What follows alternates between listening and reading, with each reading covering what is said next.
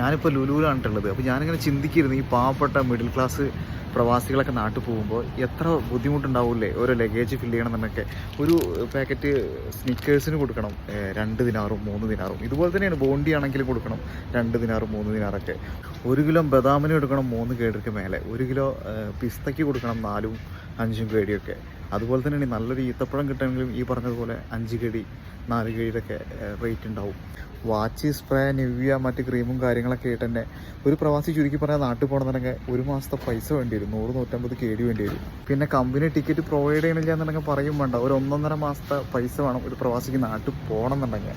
ഇനിയിപ്പോൾ ഒരു 2 മാസം നാട്ടിൽ പോയി നിൽക്കണം എന്നുണ്ടെങ്കിൽ അതിനും മാറ്റി വെക്കണം ഒരു 2 മാസത്തെ പൈസ. അപ്പോൾ ചുരുക്കി പറഞ്ഞു കഴിഞ്ഞാൽ ഒരു വർഷത്തിൽ 2 മാസത്തെ പൈസ ഇങ്ങനെ മാറ്റി വെക്കണേ, 2 മാസം ലീവ്, 1.5 മാസത്തെ പൈസ ലഗേജ് ഫില്ല് ചെയ്യാൻ, അങ്ങനെയൊക്കെ നോക്കുമ്പോൾ ഒരു 4-5 മാസത്തെ പൈസ ശരിക്ക് നമുക്കില്ല. അപ്പോൾ ചുരുക്കി പറഞ്ഞു കഴിഞ്ഞാൽ ഒരു മിഡിൽ ക്ലാസ് പ്രവാസിക്ക് ഒരു വർഷത്തിൽ നാട്ടിൽ പോകണമെന്നുണ്ടെങ്കിൽ 5.5 മാസത്തെ പൈസ വേണം. ബാക്കി 6.5 മാസത്തെ പൈസയാണ് സേവ് ചെയ്യാനല്ല, അത് കുടുംബത്തെ കാര്യങ്ങൾ നോക്കാൻ വേണ്ടി വരും. അതുകൊണ്ടൊക്കെയാണ് ആളുകൾ 2-3 വർഷം കൂടുമ്പോഴൊക്കെ പ്രവാസികളായിട്ടുള്ള പാവങ്ങൾ നാട്ടിലേക്ക് വരുന്നതും.